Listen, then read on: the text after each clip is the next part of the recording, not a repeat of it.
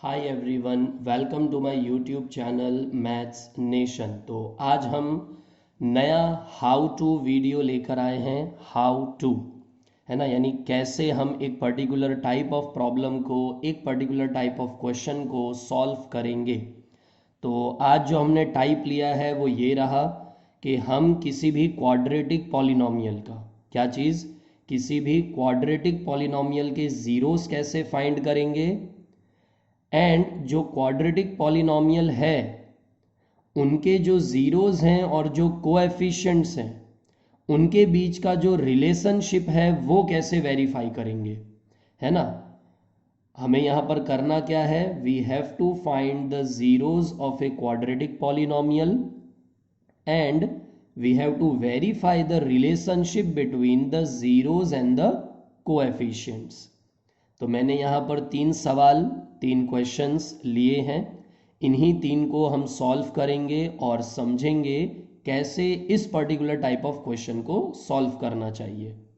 तो हम अपना पहला सवाल देखें तो वहाँ पर हमारा पॉलिनोमियल है 6x² - 3 - 7x। चलिए शुरू करते हैं कि ये कैसे होगा। ओके, तो यहाँ पर हमारा पहला सवाल जो है उसमें ये पॉलिनोमियल हमें गिवन है। इस पॉलिनोमियल में वेरिएबल क्या यूज़ हो रहा है, लेटर्स कौन से यूज़ हो रहे हैं, x। तो इसे हम कहते हैं p ऑफ x। क्या कहेंगे हम इसे, कैसे पढ़ेंगे, p ऑफ x, है ना। ब्रैकेट की जगह हम क्या पढ़ेंगे, p ऑफ x। इसका मतलब क्या होगा, a polynomial in variable x, एक ऐसा पॉलिनोमियल जो कौन सी वेरिएबल में है, x। और सबसे पहले हम यहाँ पर क्या करेंगे, स्टैंडर्ड फॉर्म, है ना। सबसे पहले हम यहाँ पर स्टैंडर्ड फॉर्म बनाएंगे।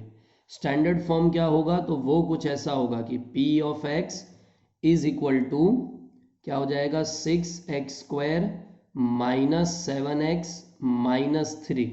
यानी पहले हम x की बड़ी पावर को लिखेंगे, तो x का बड़ा पावर है 2, अब उससे छोटा यानी x का पावर क्या है 1, है ना, यहाँ कुछ नहीं है मतलब 1। और फिर क्या आएगा, जब x है ही नहीं, दैट इज x⁻0। समझो इस बात को, x⁻0। हमें पता है कि any number raise to 0 is 1। तो यहाँ पर 3, देखो यहाँ पर x के साथ क्या है, पावर कुछ नहीं है मतलब 1, और यहाँ वेरिएबल ही नहीं है, तो इसे हम कहते हैं कांस्टेंट टर्म। लेकिन एक्सप्लेनेशन के लिए मैं यहाँ पर रख सकता हूँ x⁻0, बिकॉज x⁻0 इज 1 और 3 1 ज़ा 3 ही रहेगा, यानी हमारा नंबर चेंज नहीं हो रहा। तो x की पावर पहले 2, फिर x की पावर 1 और फिर x की पावर 0, है कि नहीं। पहले बड़ा पावर, फिर उससे छोटा पावर, फिर उससे छोटा पावर। तो ये होता है स्टैंडर्ड फॉर्म। तो काफ़ी बार स्टैंडर्ड फॉर्म नहीं होता है, उसे करना ध्यान रखना। अच्छा, अब हम क्या करते हैं, इसे वापस से सिंप्लीफाइड फॉर्म में लिख देते हैं। क्या लिखेंगे इसे हम, 6x² - 7x - 3, है ना। ये तो मैंने इस तरीके से लिखा था सिर्फ एक्सप्लेनेशन के लिए। तो यहाँ पर x² का कोएफिशिएंट क्या है, कोएफिशिएंट मतलब x² के साथ कौन सा नंबर है मल्टीप्लिकेशन में, 6। और कांस्टेंट टर्म कौन सा है, कांस्टेंट टर्म विथ साइन लेना होगा, ध्यान रहे। तो कांस्टेंट टर्म है -3, यानी ऐसा टर्म जिसमें वेरिएबल ही नहीं है ना। x⁻0 है लेकिन वो 1 होता है, तो उसे लिखना ज़रूरी नहीं होगा। तो सबसे पहले हम क्या करेंगे, 6 को और -3 को, x² के कोएफिशिएंट को और कांस्टेंट टर्म को मल्टीप्लाई करेंगे, तो वो आएगा -18। अभी हम क्या करेंगे, -18 के दो फैक्टर्स निकालेंगे।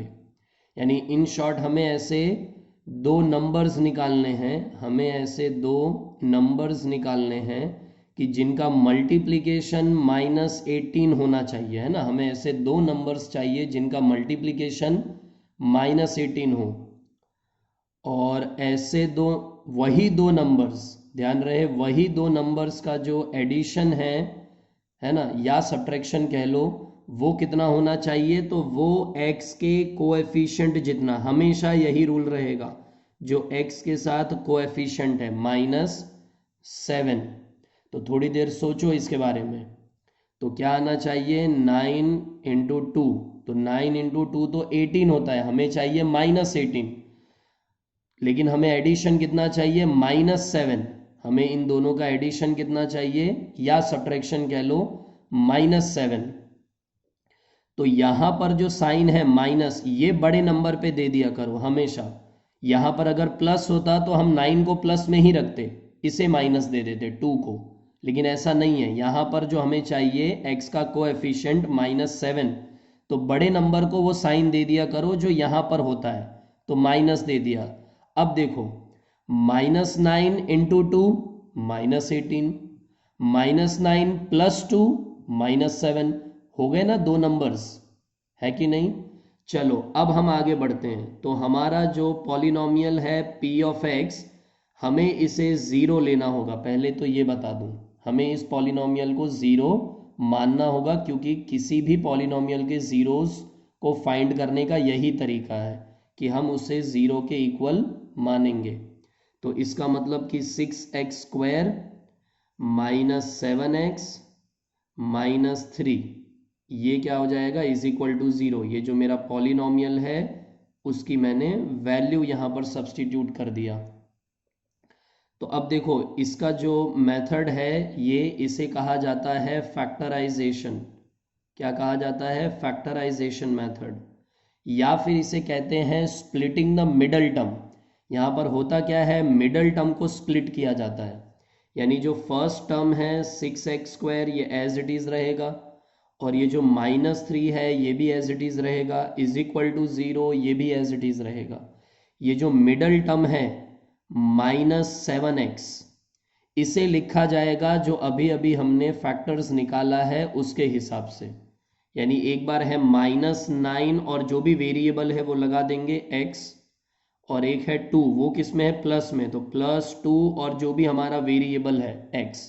तो देखो -7x + 2x बनता है गलत बोल दिया, -9x + 2x बनता है -7x। यानी हमने अपने मिडल टर्म को दो अलग अलग टर्म्स में स्प्लिट कर लिया, लेकिन उनका जो कैलकुलेशन है, सिंप्लीफिकेशन है, वो -7 ही होना चाहिए। अब पहले दो टर्म्स, इनमें हमें कुछ कॉमन लेना है। तो 6 और 9 को देखते ही पता चल गया कि ये 3 के टेबल में आएंगे। यहाँ x² है, यहाँ x है, तो x कॉमन आ जाएगा। तो अब बचेगा क्या, तो 6x² के लिए रहेगा 2x -9x के लिए रहेगा 3। देखो, कॉमन इस तरीके से लिया जाता है कि इन नंबर्स को अगर मैं ब्रैकेट से बाहर निकालूं तो फिर से मुझे ये नंबर्स मिलने चाहिए, है कि नहीं।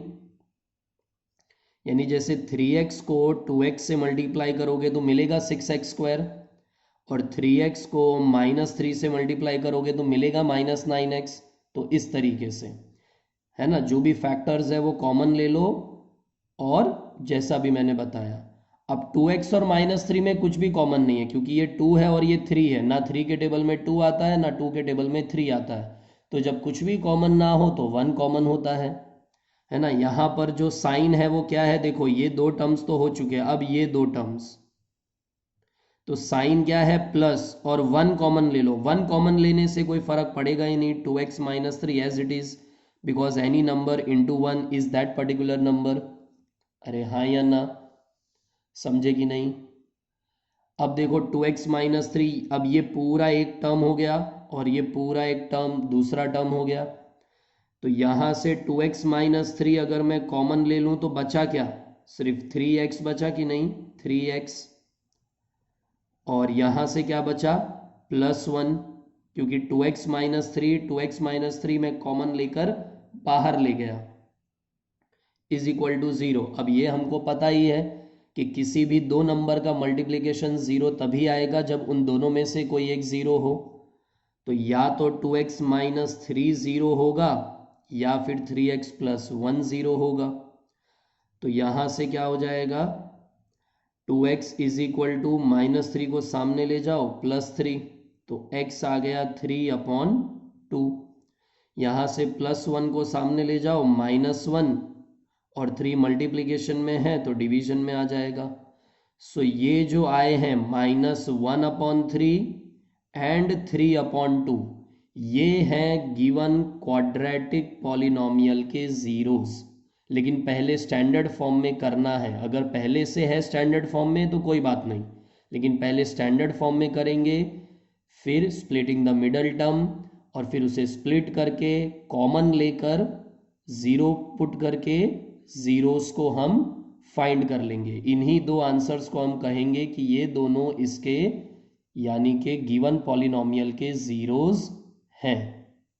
अब देखते हैं कि रिलेशनशिप कैसे वेरीफाई करना होगा।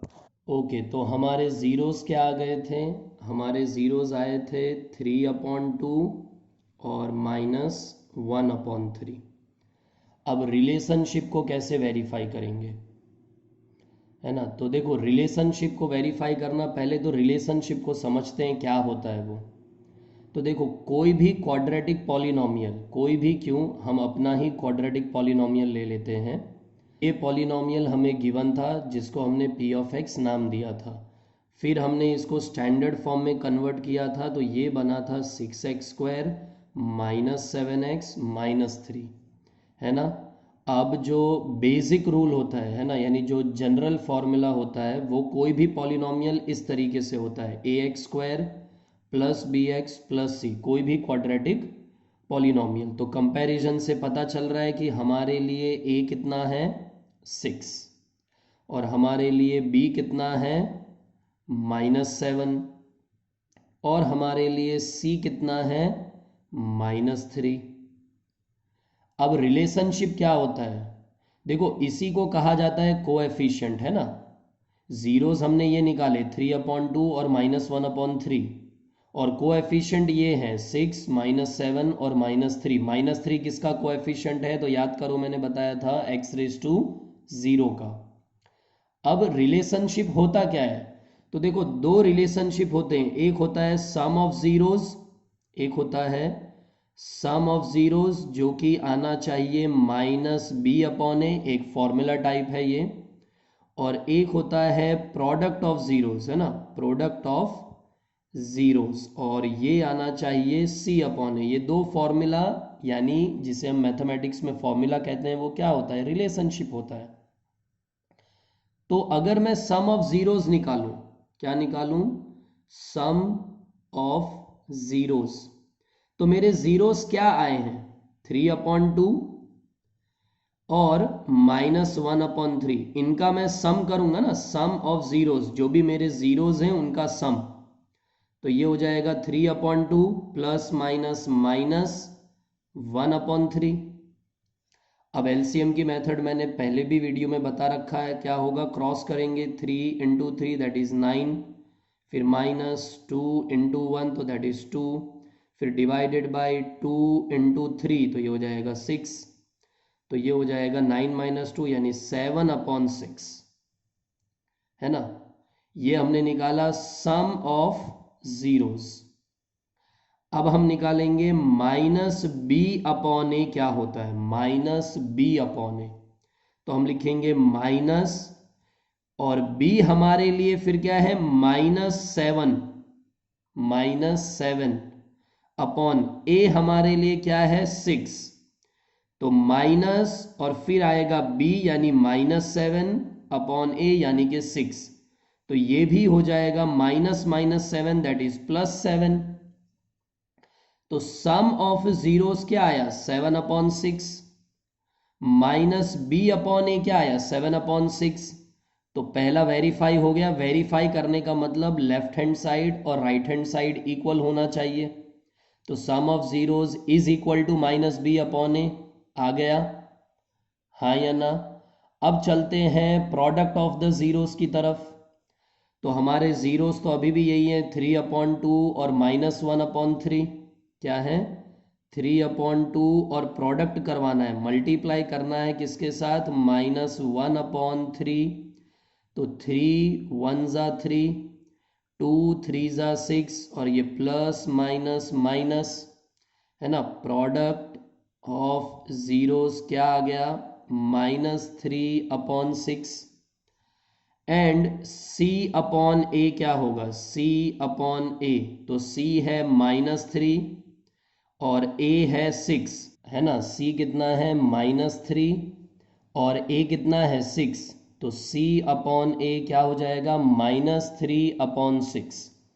तो क्या मेरा प्रोडक्ट ऑफ जीरोज जो कि आया -3/6 वो इक्वल आया c अपॉन ए के, क्योंकि वो भी तो वही है -3/6। तो वेरीफाई करने का मतलब है कि लेफ्ट हैंड साइड और राइट हैंड साइड, ये लेफ्ट और ये राइट इक्वल आ जाना चाहिए, तो ये वेरीफाई हो जाता है ना। अगर नहीं भी समझे हो तो कोई दिक्कत नहीं है, अभी 2 सवाल और है हमारे पास, है ना। चाहो तो इसे ही दोबारा देख लो, नहीं तो और आगे चलते हैं, उन दोनों को सॉल्व करते हैं और अच्छे से समझ पाओगे। क्लियर है? चलते हैं नेक्स्ट क्वेश्चन पर।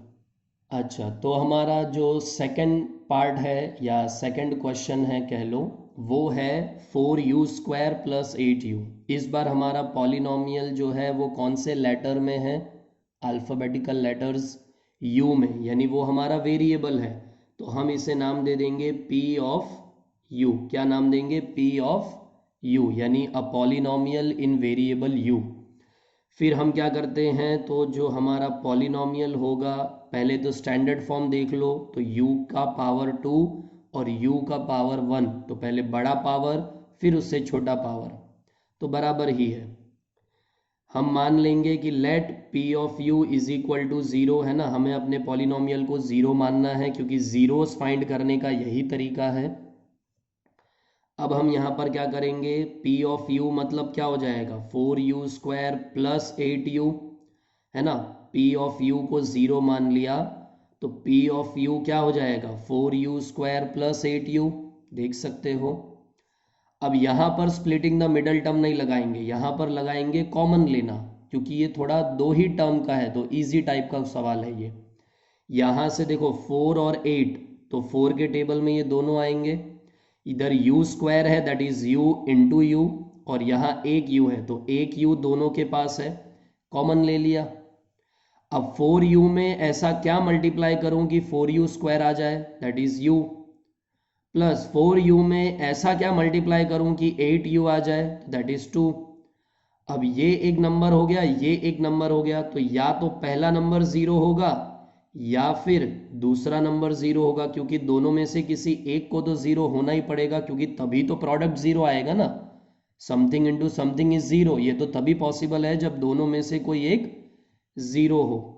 4 मल्टीप्लीकेशन में है तो डिवीजन में चला जाएगा, and 0 divided by any number is 0। यहाँ पर +2 है, सामने चला जाएगा तो -2, तो ये रहे 2 जीरोज, ये रहे 2 जीरोज, है ना।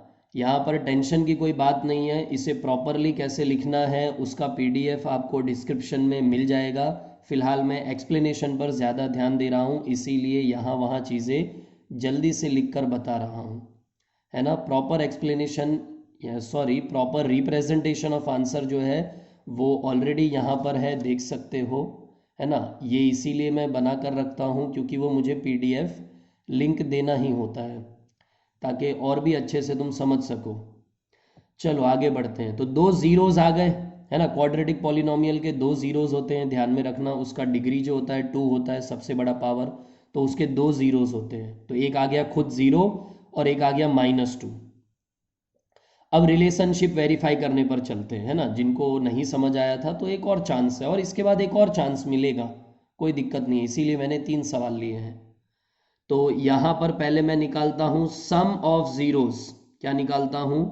सम ऑफ जीरोज, यानी जो मेरे जीरोज हैं, एक तो 0 है और एक -2 है, उनका मुझे सम करना है, प्लस, है ना। तो ये हो जाएगा 0 फिर प्लस माइनस -2, 0 -2 क्या होता है -2, सम ऑफ जीरोज। और मैं निकालूंगा -b/a। तो चलिए पहले उसके बारे में बता देता हूं। मेरा जो पॉलिनॉमियल है वो क्या है 4u² + 8u, और तीसरा टर्म अगर कुछ नहीं है तो क्या मैं उसे 0 लिख सकता हूं, है ना। क्योंकि याद करो मैंने क्या कहा था, कोई भी क्वाड्रेटिक पॉलिनोमियल इस तरीके से होता है ax² + bx + c, तो क्या वो तीसरा टर्म नहीं था, तो मैंने उसे जीरो लिख दिया ना। किसी भी पॉलिनोमियल में जीरो ऐड करने से पॉलिनोमियल तो वही रहेगा। ये बस कंपैरिजन के लिए था कि a कितना आ गया 4, b कितना आ गया 8, c कितना आ गया 0। तो यहां पर आ जाएगा माइनस, फिर b कितना है 8, फिर a कितना है 4, ये हो जाएगा 4 2 ज़ा 8 और आंसर आ गया -2। तो क्या मुझे ऐसा कुछ मिला कि sum of zeros is equal to -b/a, क्योंकि सम ऑफ जीरोज क्या है -2, -b/a क्या है -2, यानी दोनों इक्वल। सिमिलरली प्रोडक्ट पर आ जाओ, तो प्रोडक्ट ऑफ जीरोज, तो जीरोज हमारे क्या आए थे, 0 आया था और -2, उनका हमें क्या करना है, प्रोडक्ट करना है, यानी multiplication. Any number multiplied by 0 is 0। फिर क्या देखेंगे, c/a निकालेंगे। क्या निकालेंगे, c/a। c क्या है 0, है ना, तीसरा टर्म नहीं था मतलब 0, और a क्या है 4। Any number divided by 0 is 0। तो क्या मेरे को ऐसा कुछ मिला कि product of zeros is equal to c/a, is equal to c/a, और ये -b/a। यही दो तो वो फॉर्मूला है, वो रिलेशनशिप है किनके बीच में, जीरोज और इनको क्या कहते हैं, कोएफिशिएंट्स। a और b क्या है, कंपेयर करके देखो, ये u² का कोएफिशिएंट 4, u का कोएफिशिएंट 8, और ये कांस्टेंट टर्म है जो याद रखो क्या होगा, u⁻0 का, है ना, पिछले क्वेश्चन में बताया था मैंने। तो यही दो फॉर्मूलाज हमें एस्टैब्लिश करना होता है। तो एक बार हम क्या करते हैं, सम ऑफ जीरोज लेफ्ट, यानी लेफ्ट हैंड साइड को निकालते हैं, सम ऑफ जीरोज। फिर राइट साइड क्या है, -b/a, तो फिर हम राइट हैंड साइड को निकालते हैं, -b/a। दोनों इक्वल आ गए तो लिख दो इक्वल। सिमिलरली ये रहा, रिलेशन एस्टैब्लिश हो गया